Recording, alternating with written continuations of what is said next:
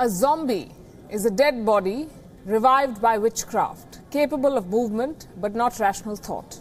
Are we talking about the Commonwealth here? Possibly.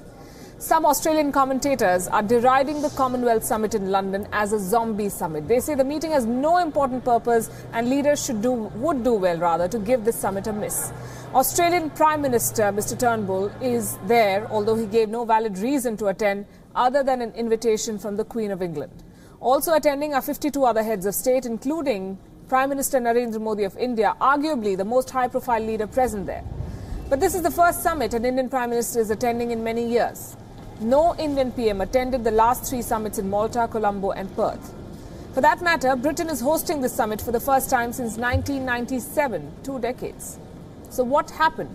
Why is the Commonwealth receding? The relevance of the Commonwealth has increasingly come into question. Britain, which founded the Commonwealth, joined Europe in 1973 and moved closer to America. India's foreign policy priorities have diverged. The US, Japan, ASEAN and Israel are now India's key allies. The Commonwealth could never emerge as a coherent political bloc because the membership is so diverse, 53 countries. Some members are locked in bilateral disputes with other members such as India and Pakistan over Kashmir. Then again, London showed interest in the Commonwealth only after Brexit. Britain has to show that its renewed focus on the Commonwealth is not opportunistic. It must convince other members that it is driven by hard economic realities that indeed exist. So what is the economic relevance of the Commonwealth, you'd ask? Studies show that members trade 20% more, save 19% in costs, generate 10% more FDI, foreign direct investment. So the group stands to benefit from expanded trade, and its members have much to lose from protectionism. Prime Minister Narendra Modi sees value in greater trade and investment. He also sees a geopolitical prize here. The Commonwealth is one grouping where India faces no competition from emerging superpowers. It's an ideal platform to reach out to Africa. Remember, 19 members from that continent are part of the Commonwealth. India can also use the Commonwealth to champion a global rules-based order.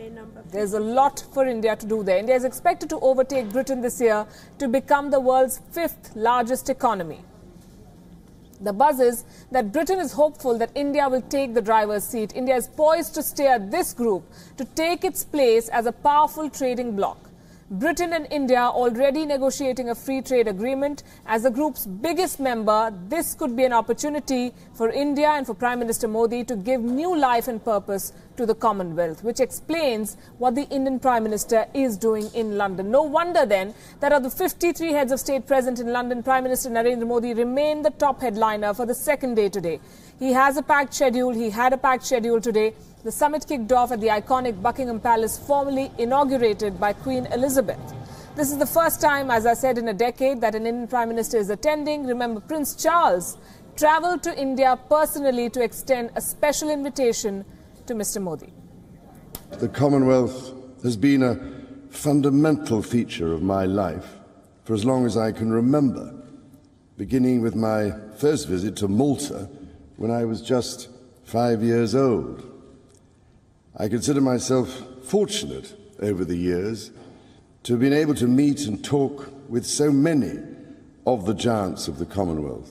And so, ladies and gentlemen, I pray that this Commonwealth Heads of Government meeting will not only revitalise the bonds between our countries, but will also give the Commonwealth a renewed relevance to all its citizens, finding practical solutions to their problems and giving life to their aspirations. On Friday, the leaders will spend time at the Windsor Castle, where they'll get a chance to interact with each other informally. Prime Minister of Pakistan, Mr. Shahid Khaqan Abbasi, is also present in London for this event, but no formal interaction is expected between him and Indian Prime Minister Narendra Modi. Many other leaders, though, are vying for India's attention. The host country, Britain, is putting its best foot forward. It hopes to use this occasion to strengthen ties with Commonwealth countries, especially India. As the UK leaves the European Union and renegotiates its relationship with traditional allies, it wants to rekindle historic ties with Commonwealth nations. Queen Elizabeth used this stage to emphasize that the UK remains committed to the Commonwealth. She appealed to the leaders to appoint her son, Prince Charles, to succeed her as the head. It is my sincere wish that the Commonwealth will continue to offer stability and continuity for future generations. And will decide that one day the Prince of Wales should carry on the important work started by my father in 1949. By continuing to treasure and reinvigorate our associations and activities, I believe we will secure a safer, more prosperous and sustainable world for those who follow us. The word is that Pakistan may play spoilsport on behalf of its iron brother China. The buzz is that Pakistan is talking to some of the African members about taking positions more favorable to China on the South China Sea. This and more India will have to contend with as it seeks to take greater responsibility in the Commonwealth. Indian diplomats say one way to counter Pakistani shenanigans is to persuade Britain that India's rise is in its national interest. But Britain has been reluctant to align with India on regional issues, including terrorism.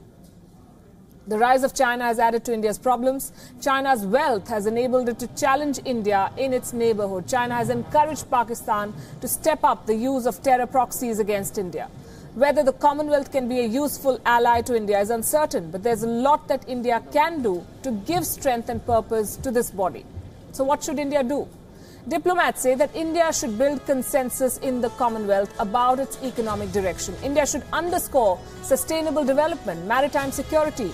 India must also boost the level of economic assistance. India basically must take the lead, must take charge, open its economy to facilitate trade liberalization within the Commonwealth and use its experience in capacity building to good purpose. There's a lot that India can do to revive this group. At all costs, India must not seek to shove human rights and democracy down unwilling throats. Therefore, India's approach cannot be prescriptive, offering advice and assistance and limiting such assistance to limited areas for greater impact. India also has to balance interests. While Britain is at loggerheads with Russia over the poisoning of spy Sergei Skripal and the chemical attack in Syria, India was careful, we can tell you, in its condemnation. India did speak against the use of chemical weapons, but it did not name Russia. Diplomacy, after all, is a delicate balancing act. India may not be part of China's Belt and Road Initiative, but that has not stopped Beijing from trying.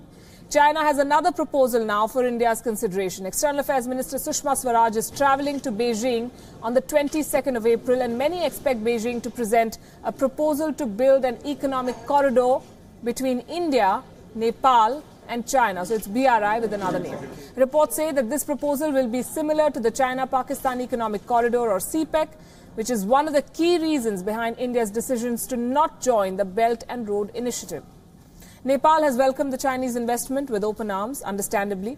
Chinese Foreign Minister Wang Yi has said that China and Nepal have agreed on a long-term vision of a multi-dimensional connectivity network. This proposal is the latest attempt by China to convince India. Beijing is still open to welcoming India to the Belt and Road Initiative. Beijing wants India to join, but New Delhi continues to stick to its position as a part of CPEC, in fact, violates India's sovereignty in Pakistan-occupied Kashmir.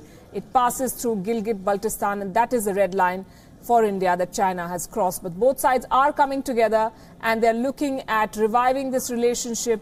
We are calling it the thaw. China is on a quest to expand and modernize its military at the same time to emerge as a direct rival to global powers. It's expanding its reach on the sea and is being looked at as a crucial component in reaching this end. It's not just China that's flexing its muscle. India has been holding the biggest ever exercise for the Indian Air Force, Gagan Shakti, and India's Defence Minister Nirmala Sitharaman personally witnessed this in Assam today. She witnessed drills featuring advanced landing ground operations and drills with the Sukhoi 30 aircraft and the Mi-17 choppers. Alongside the Air Force, the Army and the Navy is also participating in these war games. The Gagan Shakti exercise is an attempt to practice real-time scenarios and integrated operations along the western and northern frontiers. Listen in to what the Defence Minister had to say. इससे पहले भारत देश में इतना बड़ा और इस संख्या में एयरफोर्स का कभी नहीं ऐसे एक्सरसाइज हुआ है. हाँ, बहुत सारे एक्सरसाइज इससे पहले हुआ है, मगर स्केल एंड एक्सटेंट इस समय जो हो रही है वो सबसे ज्यादा. More than 1,100 aircraft have been deployed at their operational locations for Gagan Shakti exercise. The idea behind this is to devise real-time coordination and deployment of air power in short and intense battle scenarios. As part of this drill, the Air Force has conducted maritime air operations on the western seaboard with a clear aim of air dominance and deep strike validation over the extended areas of interest in the Indian Ocean region. Neighbouring Turkey now, in 2016, Turkey witnessed a failed military coup. What followed was a state of emergency, and the country has been in that state ever since. The Turkish president, who successfully managed to thwart the attempt to dethrone him, is now moving to further tighten his grip on power, announcing early elections. President Erdogan not only caught his political rivals off guard, but also the people of his country. The question then is, how does it benefit him? How does he gain from an early poll? Our next report joins the dots. When he took the stage to address a news conference in Turkey's capital, Ankara, no one expected to hear what they heard next. Catching his country by surprise, Turkish President Recep Tayyip Erdogan announced elections in June this year. Seçimlerin 24 Haziran 2018 Pazar günü yapılmasına karar verdik. More than a year ahead of schedule, the presidential and parliamentary elections in the country will be held on June 24th. The announcement came as a surprise, as Turkey remains under a state of emergency since the failed military coup of July 2016. Under the state of emergency, Turkish police have got additional powers and restrictions were placed on the rights of assembly. The likely constraint on campaigning could boost Erdogan's chances in snap elections. And given that many of the opposition parties are still undecided on their candidate, Erdogan only stands to gain. Add to that the backing he enjoys among his people. Erdogan has been riding a wave of domestic support for his decision to launch a military operation in Syria, aimed at dislodging Kurdish fighters along the Turkey-Syria border. Erdogan declared that it was the need of the hour to switch to the new executive system in order to take steps for the country's future. Bizim geleceğine yönelik kararların daha güçlü şekilde alınabilmesi ve uygulanabilmesi için yeni yönetim sistemine geçiş giderek aciliyet kesbetmeye başlamıştır. Early elections could mean that Erdogan could cement his grip on power a year in advance. The Turkish leader narrowly won a referendum last year to change the country's constitution and create an executive presidency. But the extended powers will only take effect after the presidential election. Turkey's next president will have the power to appoint the vice president, high-level judges, and even dissolve parliament. And early elections will clear the path for Erdogan to assume these powers in a matter of just 2 months. Erdogan has ruled Turkey since 2003, first as the country's prime minister and then as its president. In his 15 years in office, Erdogan has faced severe criticism for his authoritarian leadership despite transforming a poor country into a major emerging market. And now with the upcoming elections, Recep Tayyip Erdogan is looking to consolidate his grip on power. Bureau Report, WION. Turkey has seen its fair share of turbulent times. The last year and a half has been a period of high tension in the country that was for a long time seen as a beacon of stability in the region. On 15th of July 2016, a faction of the Turkish armed forces organized themselves and attempted to overthrow President Recep Tayyip Erdogan, who was elected to power in 2014. Uniformed army soldiers tried to seize control of key places in Ankara and Istanbul. But the coup failed as common citizens poured onto the streets and confronted them. It was very dramatic. Armed with nothing more than kitchen tools, Turkish commoners stood up to the faction that was threatening democracy in their country. The coup was over within a few hours, but not before 290 lives were lost. More than 1,400 people were injured. 17 police officers were killed in a helicopter attack on the outskirts of Ankara, and 12 people were killed after a bomb was detonated in the parliament. The attempted coup made President Erdogan even stronger. Why wouldn't it? He'd just survived the greatest threat a government could face. But the celebrations were short-lived. 2016 was a year of decline and dismissals for his country. Tourism in Turkey took a hit. The country's currency took a nosedive. The economy slowed down as foreign direct investment hit a 7-year low. Adding to President Erdogan's troubles were the increasing internal security threats. Turkey is a victim of mainly two groups of terrorists, the Kurdish militia and the Islamic State. The third phase of the Kurdish-Turkish conflict began in 2015 after 2-year-long negotiations failed to bear fruit. Since then, tension has been simmering between the Kurdistan Workers' Party and the Turkish establishment. When the Islamic State bombed a rally of Turkish peace activists in 2015, Turkey was drawn into a renewed domestic conflict. The country's security forces have since launched a military campaign against the Kurdistan Workers' Party in the east and southeast. Turkey was initially hesitant to participate in the Syrian conflict, but as Kurdish militia increasingly worked with Syrian rebels to carve out their own territory, President Erdogan had to intervene. He couldn't stay away, and thus began the campaign to dislodge the Kurdish militia from the border shared between Turkey and Syria.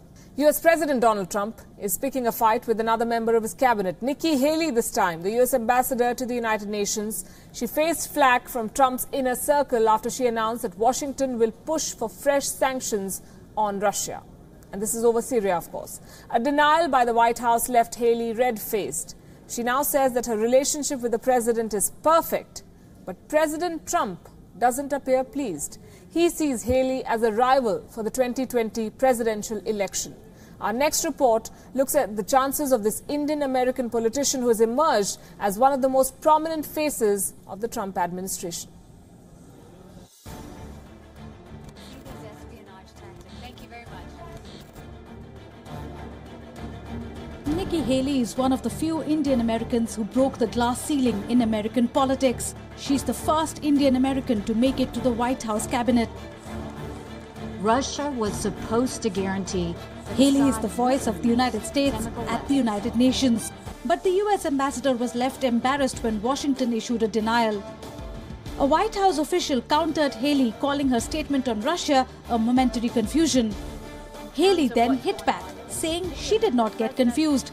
The rift between the ambassador and the White House is now out in the open, but Haley says all is well. Ambassador Haley, how's your relationship with President Trump?